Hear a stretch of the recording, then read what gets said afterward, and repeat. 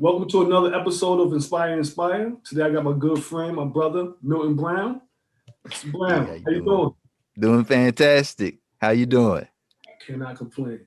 Hey, introduce yourself to the world. My name is Milton Brown. I'm a digital marketer, primarily working with businesses B2B or B2C. And I also have a nonprofit where we help underprivileged children receive academic support in the form of free tutorial classes focused on math and language arts. And we also do activities such as summer camp and parental involvement. And our overall goal is to do things to strengthen the family bonds, which will strengthen the whole community. Oh, that's interesting. Thank Listen, you, sir. you said B to B, B to C. Explain to the people what that means. B2B stands for business to business, and B2C stands for business to consumer. Most of it is B2C, so like lead generations for companies trying to reach their audience. But some strategies are requiring you to reach out to businesses itself, like say a software company. There that focuses on quality assurance for uh, the auto industry. So their primary audience would be businesses in the auto industry rather than straight consumer as someone going into a Walmart to buy brake fluid. Right, right. Okay. And the nonprofit company you run, just tell everybody who is linked to the school and things of that nature. Oh, Is that Prosperous Living Achievement Center. I'm not sure if I can say the exact school sites that we're on right now, but we have but I can tell you we've been able to serve over 1,600 students so far in Raleigh and Durham areas. And we're big goal is eventually to spread out over the East Coast and then nationwide. And then we want to do some overseas work as well. I'm actually in talks with some representatives in Africa. Uh, One of the headmasters there that has a school, I believe about 2,000 students. We did some collaborations with them, and hopefully, we're going to be able to do some more work with them that we'll be able to have a site out there, or at least provide support to the school to help those individuals, all those students do well. And I also have another project in Africa that we're in the talks right now that hopefully will turn to fruition. It's something nice. But that's us in a nutshell. And we're family focused, but primarily right now we're working with students, and we've been for past 8 years working with students in multiple capacities, which includes job training in the form of building a resume, interview speaking skills, public speaking, entrepreneurship. That's for the middle school. We also have a chartered 4-H um, club, so we use those resources as well when we help the children. And we also have parental involvements for our parents where we teach life skills, financial literacy, mental health awareness, and academic strategies like how you can help your kid with their homework or how you can help them stay focused, things of that nature, nutrition. So we can really encompass that whole family unit. And we're also we have a licensed mental health facility as well. So we're working to break into that industry because right now the LME, the area that you have to go through in order to provide those services for the audience that we're trying to right? support and attract, um, w- you have to be accepted in there, and they haven't been opened up for years. So, but we're still doing what we can. But as soon as that open up, we'll be able to expand even more and be able to help that whole situation. Because if you help the child and send them back to a broken environment, the progress is not going to be as long or as lasting or as fast as if you heal that whole environment and have everyone grow together. That's right. Listen, blessings, brother. What's the give everybody the website where they can reach out if they want to volunteer, donate, or help out in any way? Because I think that's very important. We're gonna come back to it at the end, but I definitely Yes. want to give you one on one. Oh, the website is placenter.org. Placenter.org. Great. We'll put that up on the video too. Have it just run on the bottom or something. Um, so Milt, tell us about your upbringing, your past. Get us to this from the beginning, Mister. Well, I have been very privileged to be born into the family that I'm born in, especially to my mother and father. Um, my mother and father came from situations that and rose through so many obstacles and their particular journey that they had that a lot of people wouldn't be able to get to the point where they are. Um, Father, once when his father had stepped out of their life, he pretty much said he was going to take the role of being the man of the house with how many siblings did he have under him? Like six siblings. And he wasn't even the oldest. And he Wow. took the responsibility. He got jobs, tried to put my other aunts and uncles in line. Um, 18, went to Raleigh to just get out on his own. And he went to community college, got a job in corporate America, self-made. And that's how he met my mother. My mother, same situation. She was actually raised out in Raven Rock, and that's a very, very small town. So the next town up, we say Lillington. And if you don't know Lillington, then we say Fayetteville. That's how small it is. There's levels to this. Right. So, but she went and once again, she was one of the more mature of the family, helping with her little brothers and sisters, and she made pretty much she was honors all throughout school. When she graduated high school, the FBI actually was trying to recruit her to work for them straight out of college, but she saved her money and decided to go straight out of high school, excuse me. But she saved her money and decided to go to college because of my great aunt, my granny that I was telling you about earlier. Mhm. She's a very strong academic influence on our family, including me included. Um, but so she paid for her first year of college out of pocket, and then she had scholarships from then on, never paid a cent. And she went to the HBCU, St. Aug University, where she was Miss St. Aug.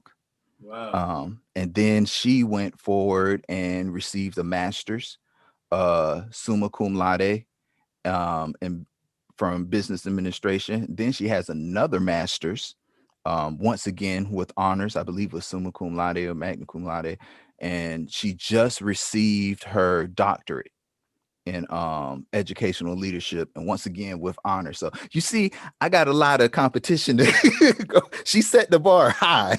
That's why you're fighting so hard to get there. I see why now. I Exactly. see why. That's So, good.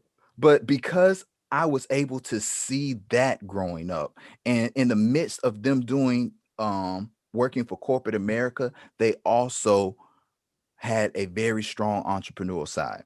At one point, they had a real estate over $1 million worth of real estate properties.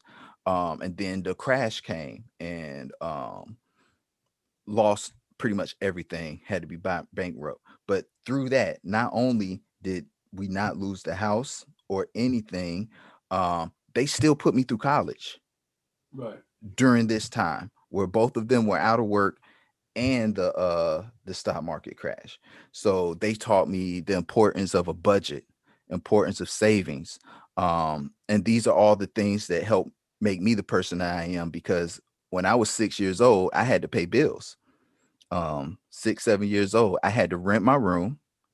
I had to pay utilities. I had to put money in savings. And I also had to tithe out of my allowance that they gave me. And I had spreadsheets to keep track of it. This what I you had spreadsheets. I'm a little 6, 7 year old with a spreadsheet. I'm marking it out. I didn't know what I was doing, but I'm glad they showed it to me showed now me. because that helped me get my first house right out of college. The one I'm in now. And we're looking to upgrade, but just off the based on what they told me and getting it at such a young age, I found out the the value of my house increased about $80,000 just doing what I learned from them with Right. improvements, keeping it up and everything. So, um, and that's going to be my first rental property as well. So they put that mindset into me. I started my first business when I was 14 with a candy machine. So I really want to say I started it when I was around 8.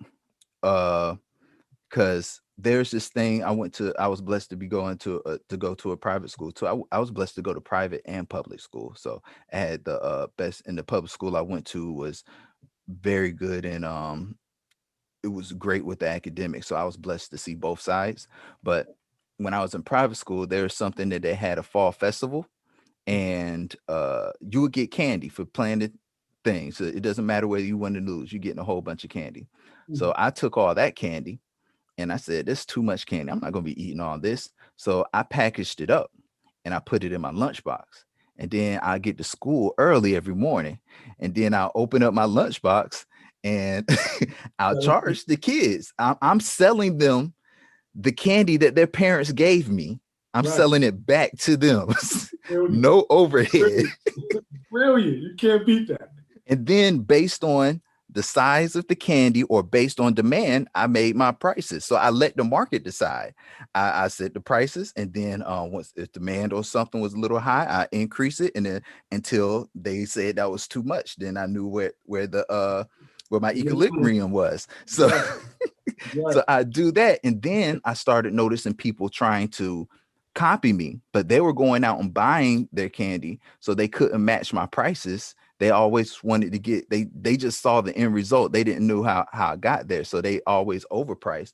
But then once I saw a lot of people going into starting to copy me, I saw my area to exit the market because I was like, now the school's gonna say something because now it's too many people doing this. Somebody will get in And trouble. so I sold the rest of my stock, my candy. Uh,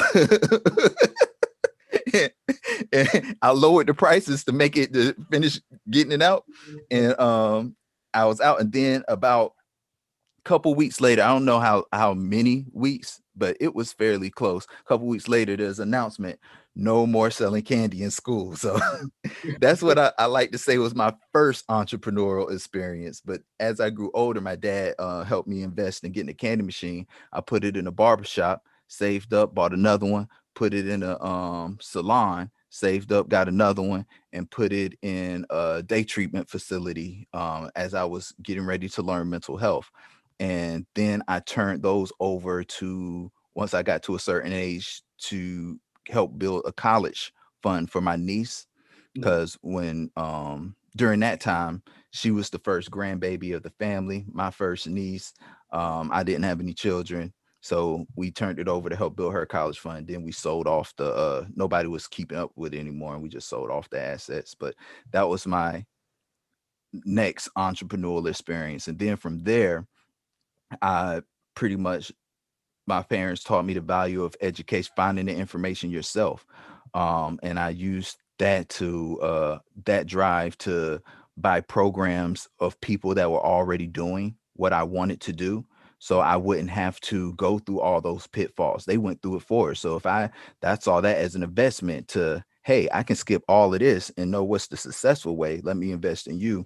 And over the years, I invested heavily into that, and which helped bring me here today, in addition to starting numerous LLCs during the process as I learned this journey. So that's a high level version of me in a nutshell. And of course, mentorship helped me get to the point where I am today. And one of my biggest mentors coming up was Matt Basek, who pretty much guided me to at a very fast pace to understanding a lot of the intricacies behind internet marketing, which led to digital marketing, because a lot of those coincide with each other depending on what area you're looking at.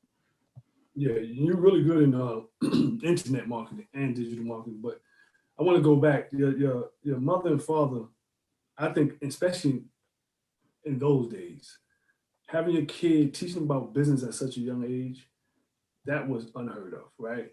Hmm. Um, you just didn't. People just didn't do it. Not from where we come from. Like not our people. We just didn't do that. We always had the same mantra: go to school, go get a job. Go to school, go to college, go get a job type situation. So the man you are now is really because your mother and father pretty much instilled these things in you unknowingly to you when you was 5, 6, 7 years old. You just kept doing what you seen them do, and now look who you at now. Exactly. That's perfect. And when I tell you unknowingly, I like how you said unknowingly, because there were some things that happened in my life that I just thought it was normal. I thought it took a lot for me to realize, a long time, excuse me, for me to realize that not everyone has the same experience as me. So I assumed if I know this, everyone knows this, which actually hurt how I assess things and how I assess how valuable I am or my services are, because I was like, if I can learn this, anybody can learn this. Why should I charge what they're charging? And I'm glad you said unknowingly, because I thought everyone met Les Brown before. Like when I was younger, I met him as a kid. My parents did an event for him, had to come through. I met him a couple of times, but to me, he was just a Yeah, regular person that my parents happened to introduce me to. right. I didn't understand the weight of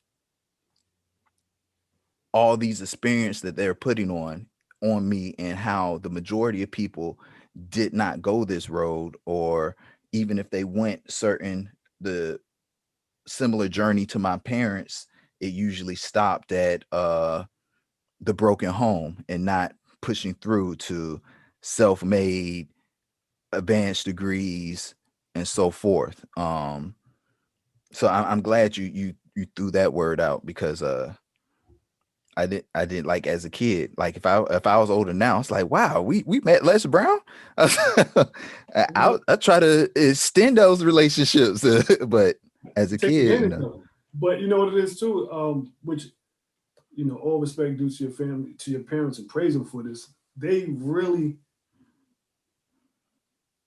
predicted your future for you. Like they put you on a path of success without letting you know that you were being groomed for it, right?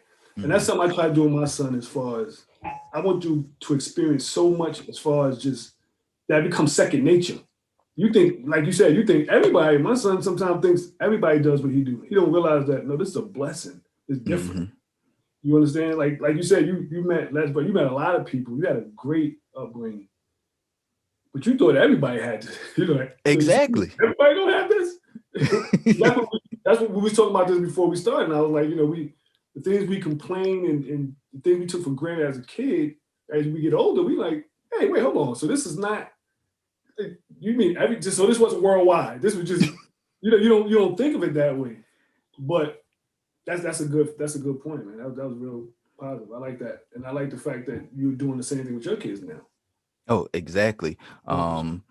I'm working with my daughter. I don't want to. I constantly teach her and tell her things, but I don't want her to push her into it, so she feels like it's not her decision. And because that can lead to animosity. Like, you always having me do this, always, I don't want to do this. And I'm like, I want her to readily make that decision, because when you make that decision, you take ownership of it. Right. And even though my daughter's only 7, I'm putting her in situations where she take ownerships of her decisions. And like right now, she said she wanted to learn Spanish. I said, bet I need to learn Spanish anyway. We're gonna learn together. so so on our car ride, we have like a 30-minute car ride every morning to and from. So we do 30 minutes of Spanish there and Okay. 30 minutes of Spanish back. But before I began, I was like, are you serious? Are you sure you want to learn? She's like, yes. I'm like, look, I want to make sure, because I'm not going to do it if you don't want to. Do you want to learn? Yes, daddy, I want to learn it. So now you took responsibility. So now when we're going back and forth doing call and response, and I don't hear you responding, you're not going to get mad at me telling you need to do it, because you said you wanted to do this. That's right. And that's helping her. So when she makes big decisions like, okay, dad, I want to start my own business. Are you sure? Yes, I'm sure. Are you positive? Because there's going to be some trying situations, and it's going to be a journey. It's going to be a growing process. There'll be some growing pains and things you need to learn. And she'll say, I, I'm I'm predicting she'll say yes, because she's my daughter. She's gonna say yes, and then I'm gonna put her through. I'm gonna help her, but I'm gonna have her do the steps, because how are you gonna learn if I do it for you? That's right. So I'm gonna teach her how to start an LLC. I'm gonna go through the steps with her. Of course, I'm gonna fill out stuff, but I've been getting courses that teach kids how to create their own business, e-commerce business. So Right. we're going to go through that together.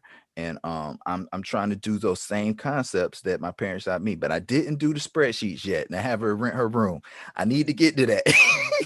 Listen, my son, I started he started a company in, I think it was August, maybe July, August, I forget what it was. But he wanted to be, Daddy, I want to own a company. Okay, I'm gonna invest in you and have you started. It's been doing good. Oh, good. Yeah, it's actually been profitable.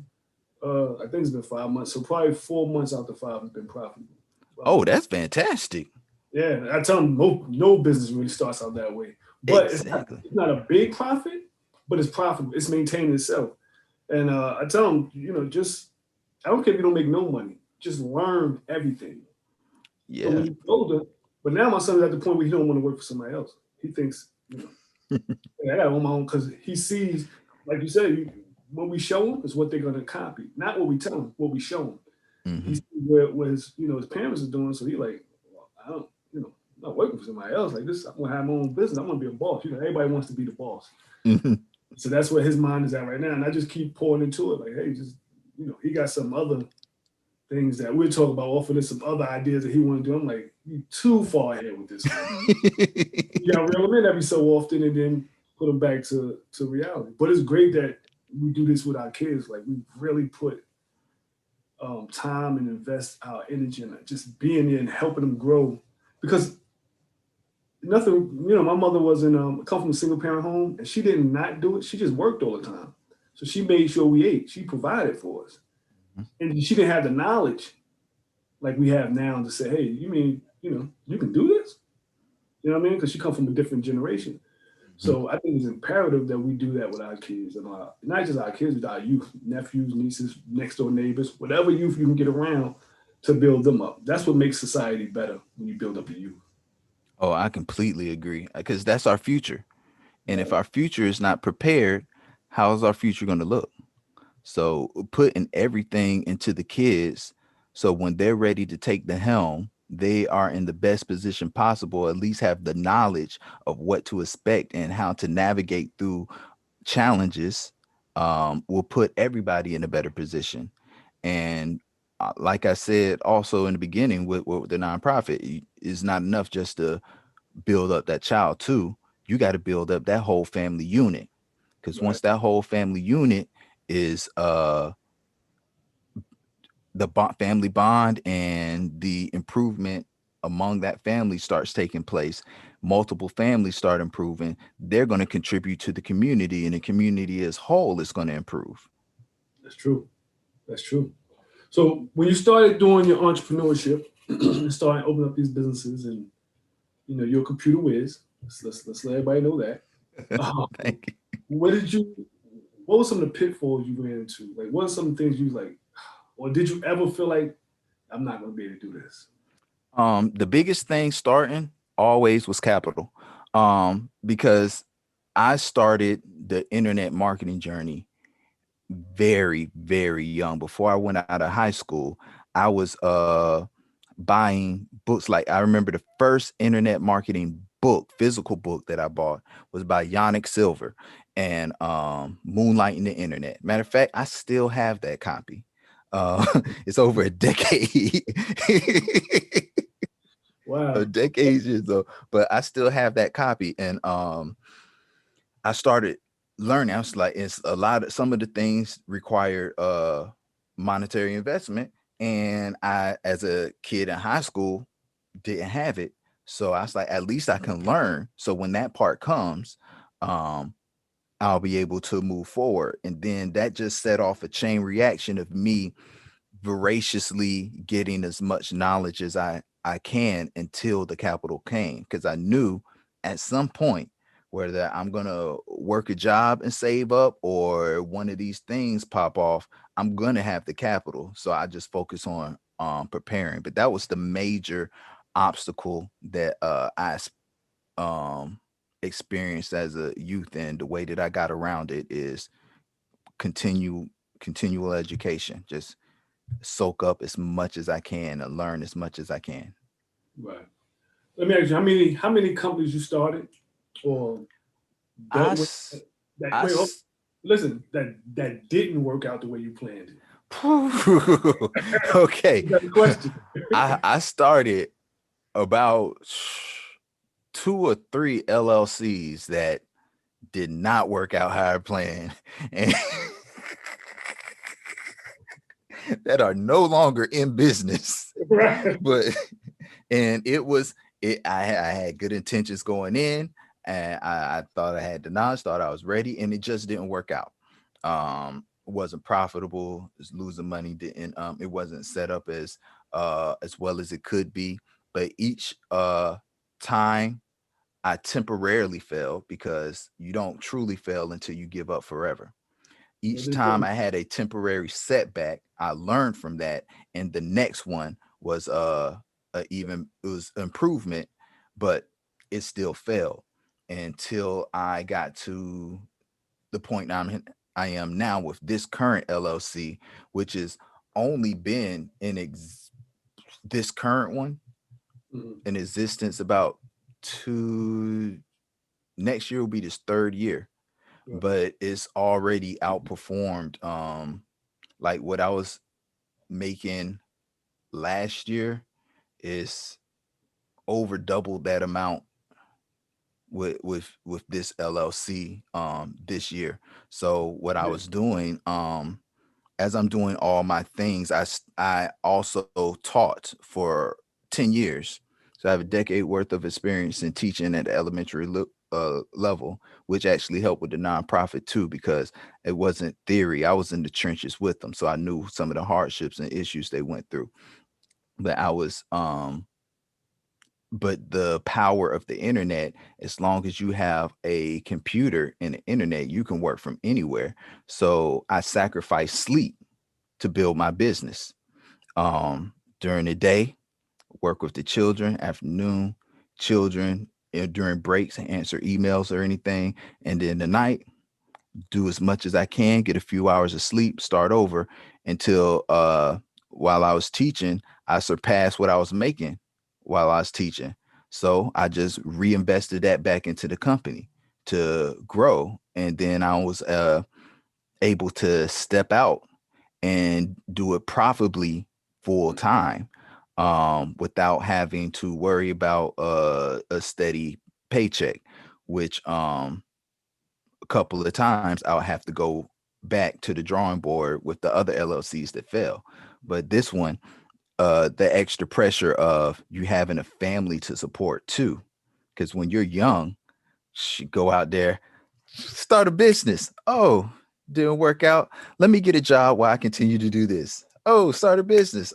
Didn't work out. Let me get a job while I continue to do this. When you the provider now and you got people depending on you and the mortgage and stuff, I was like, okay, let's take up all these losses, see what we did wrong, what we did right. So when we make this transition, we're 1,000% sure that my baby is not gonna go a day without something in her stomach, and not just something nutritious.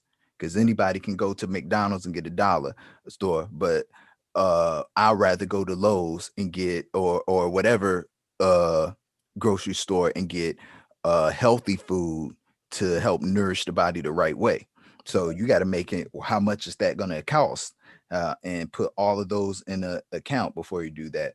But a lot of the time and to be honest, I could have stepped out a long time ago to do this, but enjoyed teaching so much that when I got out of college, I told myself that I was going to give it uh 10 years to give back, because I always knew what I was going to do and and the possibility of what I could do. But subliminally, it kept me. It kept that promise, because I didn't, until year 10, I didn't step out, even though I could have before, with other projects. Right. But yeah, that's a little bit about that journey. Yeah, but teaching is your passion anyway. So even though you stepped out, I think you gonna always be around it. Yeah. Oh yeah, because I'm honestly I'm I got some things that for get some more education on graduate level that I'm working on. But after I get I'm projected to finish up this MBA and then go to get my doctorate. And after the doctorate, I'm gonna go back and get my MED, and to have that. Plus, I got to match my mama. She got two masters and a PhD. I can't let her slide like that. I got to match her. Listen, talking heavy. Talk to him, man. Listen. That's what we need to talk. Talk to education. Like, it's not about just getting it because you already got the business. You already got the money. You still. Now I'm gonna go back and I'm gonna keep supplying my brain with nutrients and keep building. That's important. Because you know what? And I'm gonna say it because I'm not going back to school. I hated school, right? But it's important that we do get a youth that energy too. Mm-hmm. Like school's not bad. It's not a bad thing. And if you love Awesome. it, yeah, and if you love it, go get it. Yeah. You can do two things at one time. Like you can juggle and walk at the same time. If you Yeah. have to not do that. So that's a beautiful thing, man. Exactly. And you just, like you said it early, if you love that it's the career path that works for you. Right. Not everyone has to go to college. I'm a big proponent and supporter of college, but some people, they don't want to do that, but they're extremely skilled in the trade. Nurture that trade. Right. You can get paid a lot of money doing that trade if the entrepreneur thing is not you. Like truck driving, auto mechanic, those are respected industries, and they bring a livable income, especially as you increase in that skill. So if you start in that skill at a young age, straight out of college, by the time you get to an age where people say, oh, I'm gonna try this, you're already head and tails above them, doing well with the capital to start something else if you want to. So invest in real estate or something, because you had that capital that you've been saving, as long, I'm assuming that you save, that you've been doing since since a young age. So even though I always support education, always, well, everybody needs education, but I always support college or whatnot. College is not the only way. The thing is, whatever you choose to do, you got to give it your all and make sure it's going to contribute to society in a positive way, and it's going, and first and foremost, earn an income for you and or your family. Right. Right. And I was talking to a friend of mine maybe Thursday or Friday, and we were speaking of, I'm real, I don't want to say pushy, but adamant about entrepreneurship. And, go out there, because sometimes you see things in people that they don't see in themselves, right? Mm-hmm. And they were saying, I just don't want to do that. Like I like where I'm at. That was like a wake up call. Like, you can't keep pushing people when maybe some people just come through, because my vision for you, it's not your vision for you, right? I'm Mm-hmm. putting my vision on you. So you're right. You got to do what everybody have to do is makes them happy. That's the key. Just be happy in what you're doing, and everything else will work itself out. If you work, you want to be a doctor, just be the best doctor you can be. Mm-hmm. The money gonna come. Just be happy. As long as you're happy, the lifestyle, because you don't need to have extravagant lifestyle, but you just need to be comfortable. But as long as you're happy, your lifestyle is extravagant. Mm-hmm. That And makes the, and the thing is one thing that I constantly hear is, do the work that you want to do that you wouldn't get paid. You didn't have to get paid to do it. It's like Right. you want to do this work so much that if you didn't get a paycheck doing this work, it wouldn't matter. And for me, it's digital marketing. I have so much fun doing this. Like before I got to the level where I am now, I was doing a lot of projects for free, gain experience and build up a portfolio, but mainly because I liked it. I liked the process. I like learning. I like being able to provide. And like you said, the money came. Right. The money came and it's still coming in the middle of a pandemic. That created. Talk In the have middle, talk, yeah. tell us your because you have some real impressive names that you work with in that field. Um, but tell us your, like you said, you've done some things for free and you've done some things you got paid for, but your grind from when you started working with people and building your reputation to where you at now. Because I think it's really impressive and especially um, when you hear other people say your name and you like, if Bill really came, like he did you took the stairs. You didn't take the elevator. You took the stairs on this one. You did the long way. So Mhm. tell me your things you do. My first jump into this was video.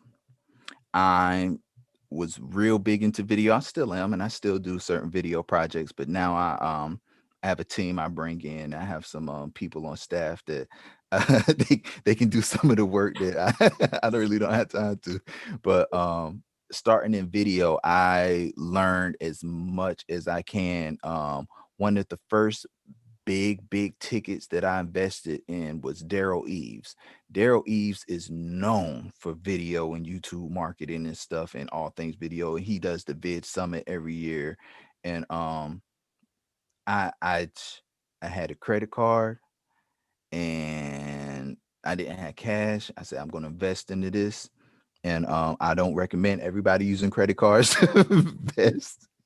Cash is a much better option. But Right. I took the plunge and I did it. And I kept, and then I said, okay, it's not enough just to learn how to market these videos. I need to learn how to make them. And I went in Final Cut Pro and pretty much taught myself how to edit video and look at industry standards and see what the people in the movies and the TV are doing and replicate some of those things. And from there, other people started hearing how well I was in video, how I can edit things, and how fast I am. Because one of the things I learned how to be extremely efficient, because as you know, teaching and teaching is an all day thing. Yeah. Like you there is dark when you leave your house and it's dark when you come home. Because I was doing it after school as well with our nonprofit. So I have a short amount of time to get things done. So I can't drag out projects. So I learned how to be fast but good because I can't afford to send them mistakes because that's going to hurt my credibility. And being able to move that fast has helped bring in a lot more projects because they'll say, "Wow, that was pretty quick. That was pretty fast." I was like, thank you, but not telling them like I ain't have a choice. It got to be faster. You're not gonna get it. Right. And Right. then I started moving from there to more internet marketing, the MMO space, Mhm. learning a lot about different intricacy because there's so many sub niches in the MMO space too. Um, but I was able to learn, absorb, started reaching out, talking to people, and one day I went to my first in conference seminar. It was the Warrior Forum, ran by Sam England, Mhm. and last time it was Sam England and Ron Douglas, and before that it was Sam England and I can't remember his name right now, but it'll come to me. Um, it's a cool guy, but we did I was able to meet Matt Basak Mhm. from that experience. And once again, he had an opportunity to work with him and I took the plunge. I had already paid off the credit card for my high ticket and stuff before. So I was like, I can't let this opportunity. Matt Basak, he's like the godfather of internet marketing. Like he was one of the OGs in the trenches that first started doing this, and what I could learn from him. So I took the plunge and did it. And being able to do that was able to create a relationship with him, and I was able to join his mastermind too. I did. You got to invest in yourself, and I believe he still has the mastermind available, um, the Profit Coalition. But I was able to go through that, and it taught me so much, and I got to see things at a whole new level, things that the public wouldn't. They their eyes and how they see things and see markets and see strategies is completely different from anything else that you would see in the regular public.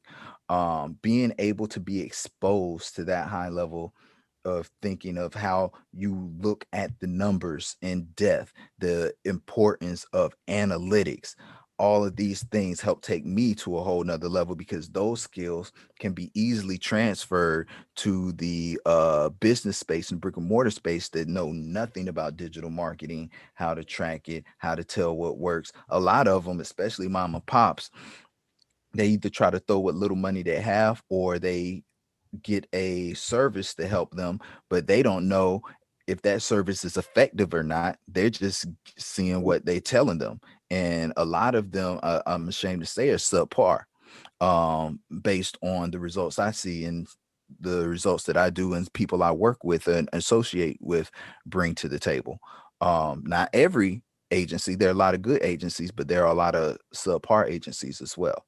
So being able to get that experience and that mentorship and that insight and knowledge helped me to make that transition from the MMO and affiliate marketing to more B2C, B2B.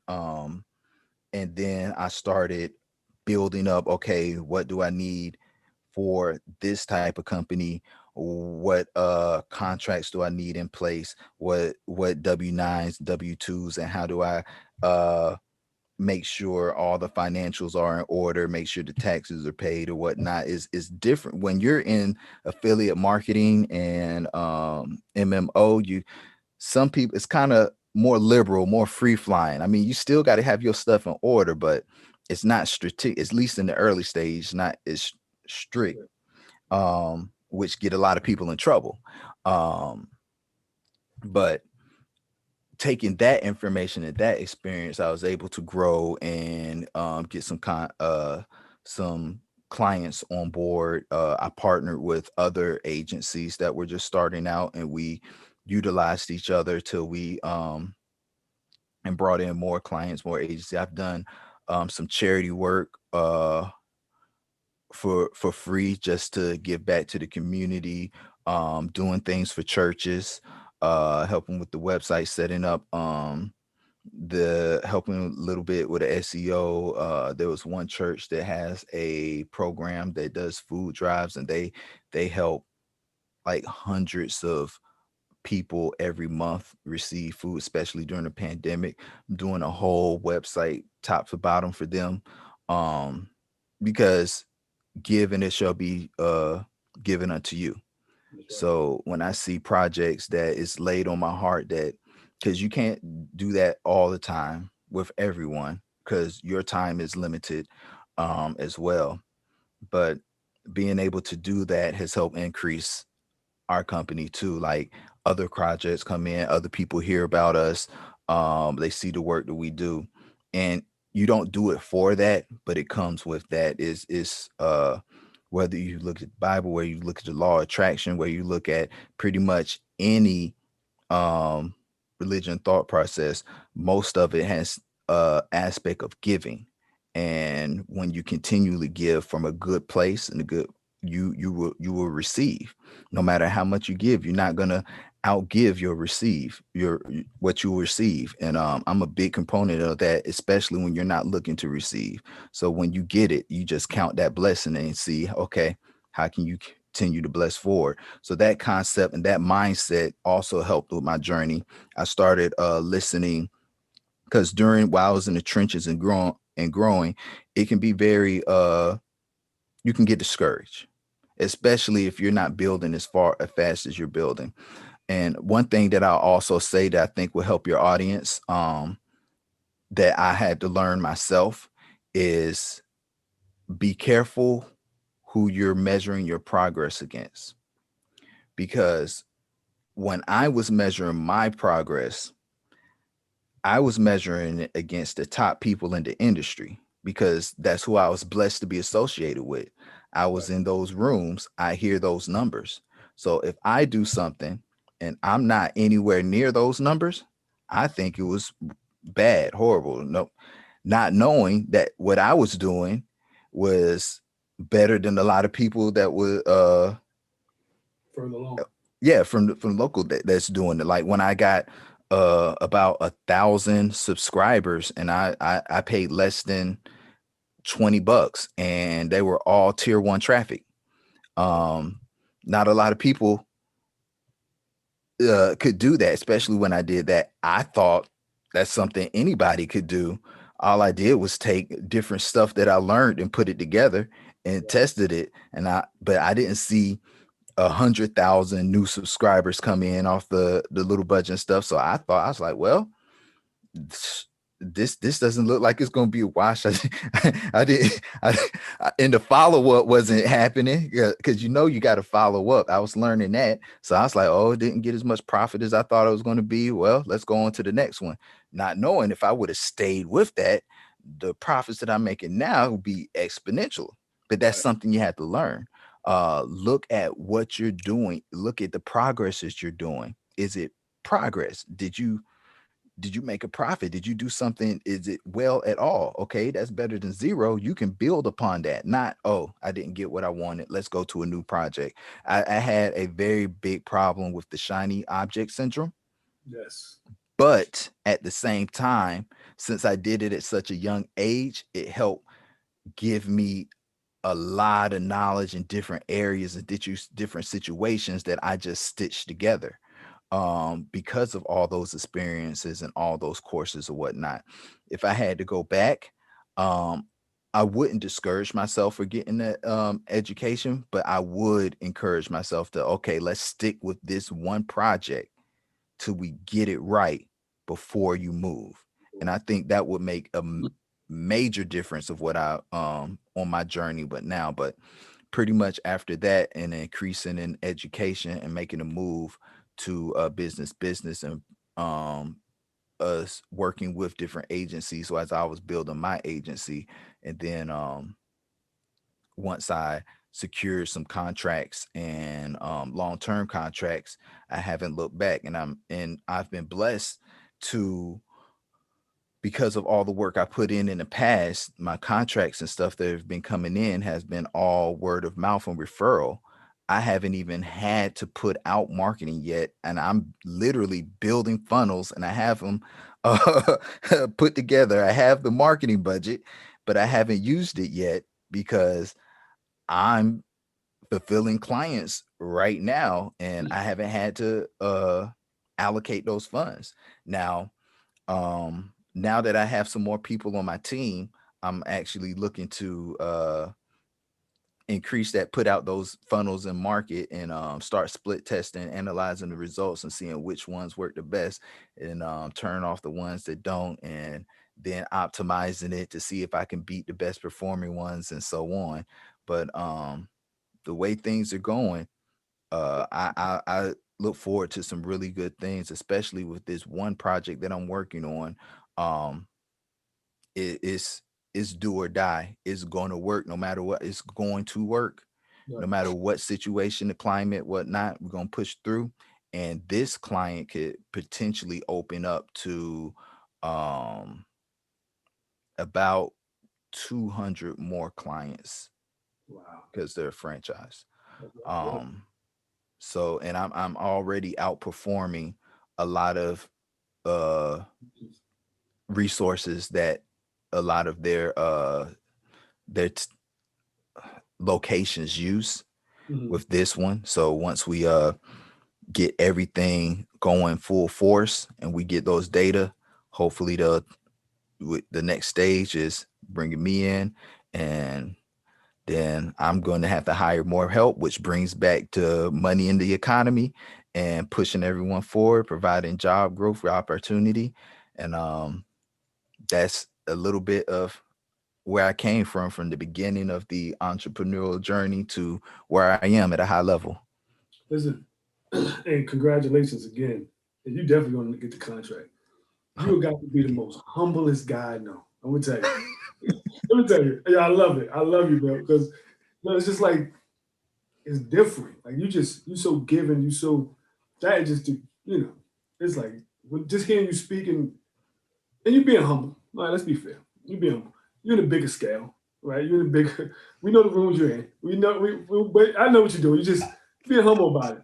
Or if people when people see you, people see this and they see you, they're gonna realize that um, not only you're a great man, but you really you just everything is so simple. It's not that big.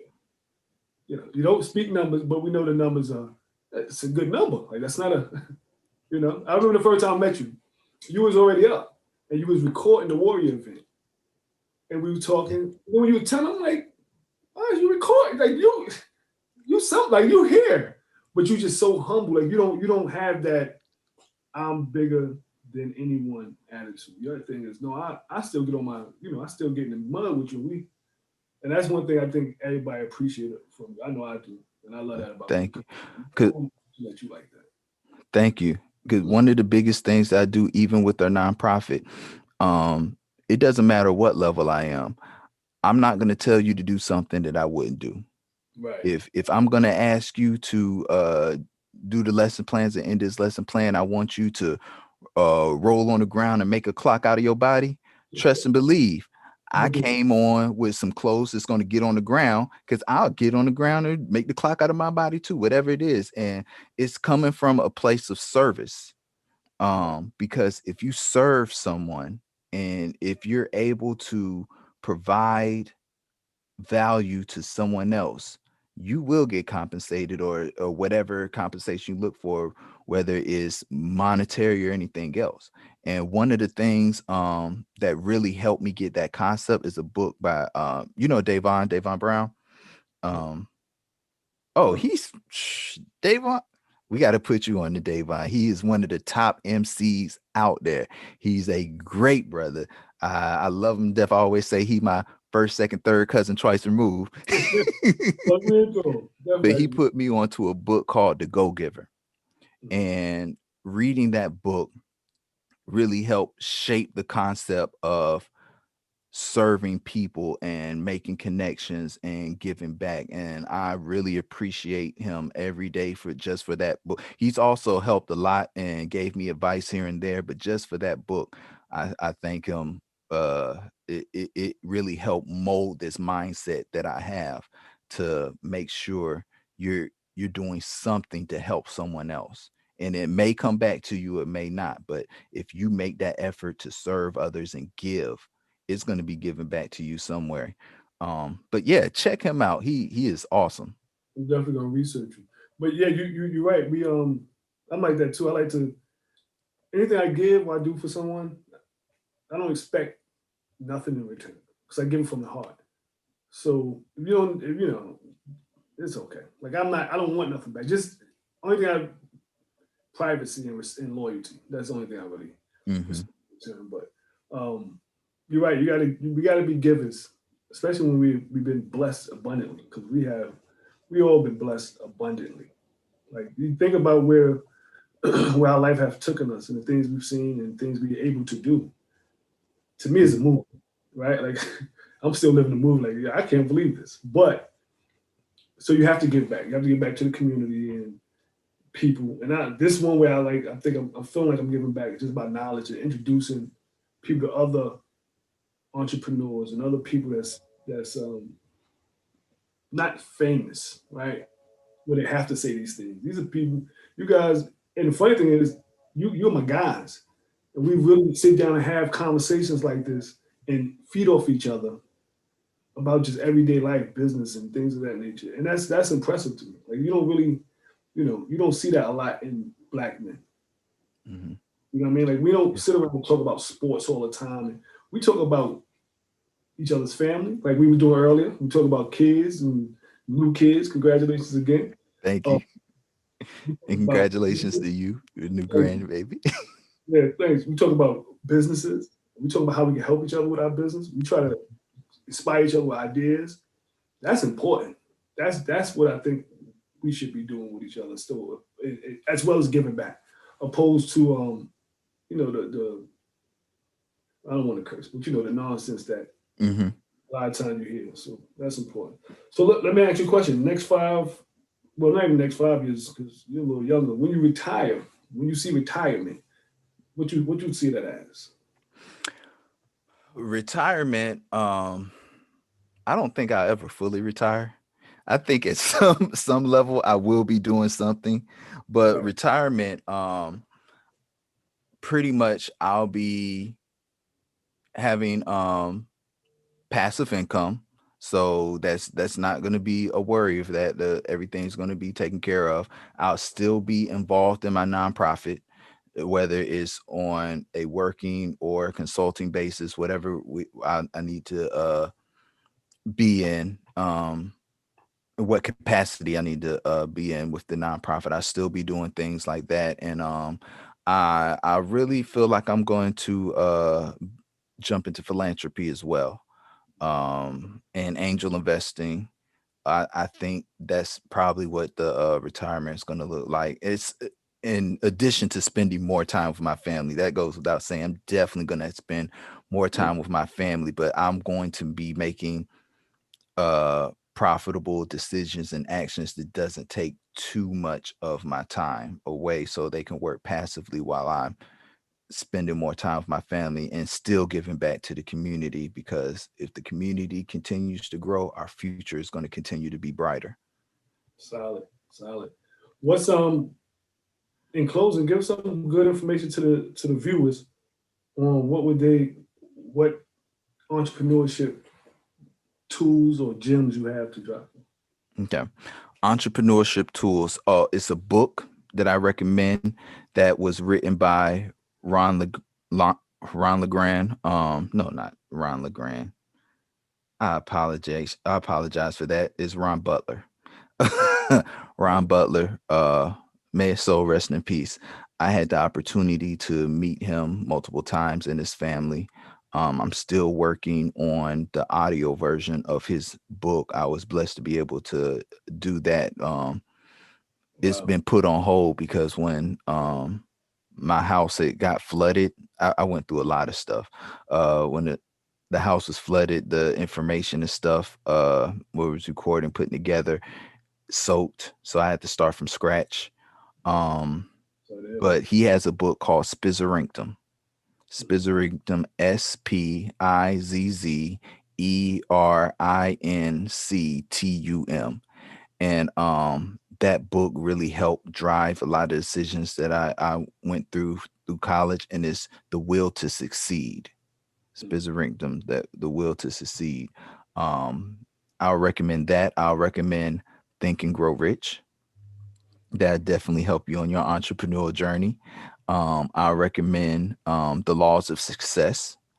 And some of these books are dated. You will hear some terminology that isn't accepted in today's society at some point, but overlook that and look into the gems. um The Go Giver, that's a book that I would recommend that you read. And all of these books that I'm giving is going to help with your mindset, because on the entrepreneur journey, that's one of the most powerful things you have is your mind. You're going to go through so many obstacles, so many situations, but if your mindset is correct, you will get through them and you will get the benefits on the other side. That's true. That's true. What a excuse me. What's your plan? What's the next 5 years looking for your company? Next 5 years, I'm going to continue to grow. There are a couple of services that we're thinking about expanding into some industries. I have some of the resources now. I'm just seeing, is it going to be viable?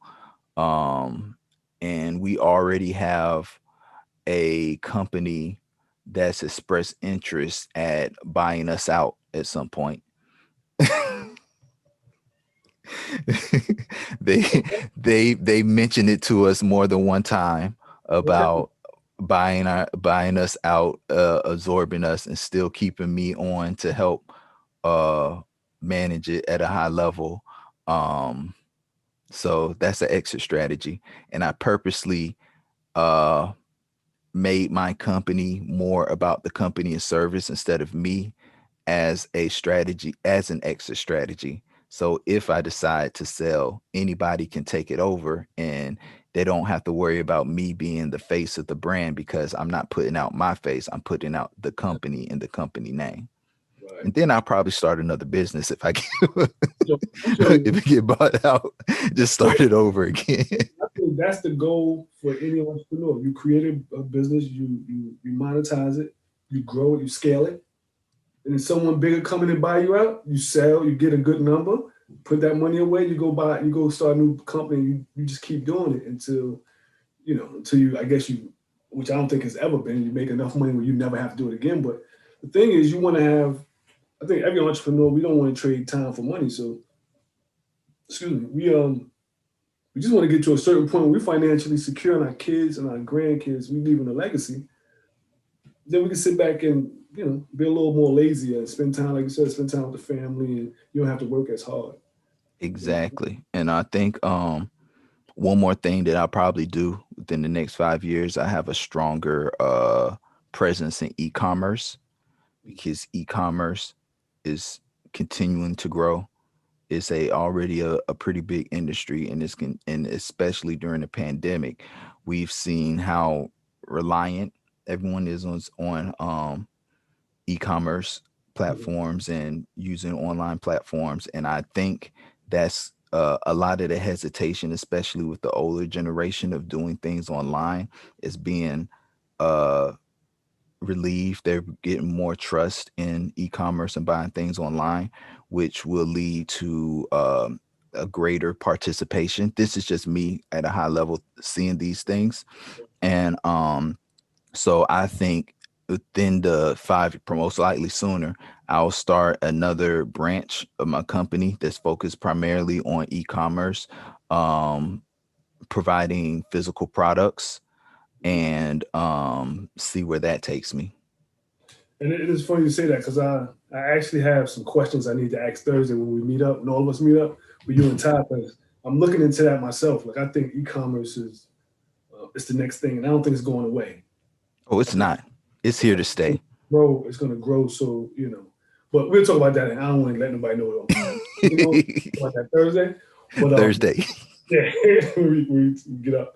Um, but yeah, I appreciate the interview. It was great. Like I said, to me, you're the most humblest person. Like it just, and Thank people you. really get to sit down with you and talk. They're like, no, he really. But you know, but I know you, so it's different. But and you speak so eloquent, and you give back so much to people, and that's a blessing. Thank you. That's a Yes. blessing. That's why you continue to be blessed. And like I told you before we even started, your parents did a great job in Thank you. tricking you to the man that you are now, because you didn't even know what they were setting you up to be. I But had no idea. And as you get older, like you said, as you get older and see those things, every day I'm more grateful that they invested that time and the education, everything they did to help bring me where I am. And that's why I'm so focused with the nonprofit, especially with our children, because if we can get them that same exposure, even a tenth of the exposure is going to be more than what they would statistically would get on their own. We can help build a stronger generation and break generational curses. right, and that's important. It's really important. We have had conversations. We all the guys got together and had conversations about just growing our family and our offspring and not letting them go through what we went through and making their life better. Hmm. So and I see exactly where you get it from. Like your parents definitely had that mindset, however many years ago, and that's important, right? That's very important. Because I'm pretty sure you have friends and hell, some relatives that you be like, how did you go this way when they didn't come from the same household. Their environment was totally different. You Hmm. know? So I appreciate that. Tell everybody your handles where they can reach you at? Oh, you can reach me at Milton Success across pretty much all platforms. And you can, if you need digital marketing services, you can go to multitouchmarketing.com, multitouchmarketing.com or multitouchmarketing.agency. Both of those will take you to me. And if you want to see the work that we're doing with the nonprofit, placenter.org, placenter.org, all one word. And that's pretty much how you can find me. Just if you type in Facebook, Twitter, Instagram at Milton Success, you'll find me. Yeah, he'll be there. So with the with the company's website, and that's for business and for if like that's for big companies as well as like if someone have their own brand and you working with both sides of the market. Right? Yes. Yeah. We work on a project by project basis, but we have a lot of experience in many different industries. So it just determines if we're not able to provide a service, we're not gonna string you along. We're gonna let you know because we know your time is precious just like ours. So but we will do everything we can to help, or at least point you in the right direction.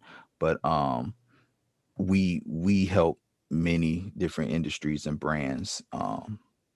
Just give us a call or fill out a form on the contact us and someone will reach out to you. Okay. Listen, Milton, I appreciate it. I appreciate you doing the interview. I know this is going to be a great one. Anything else you need to say? Anything else you want to say before we close out? No, thank you so much for having me on. I really appreciate it. Man, it's a pleasure. All mine. Learned a lot, and I think the audience will definitely be impressed, and hopefully they'll be going to the websites and reaching out to you.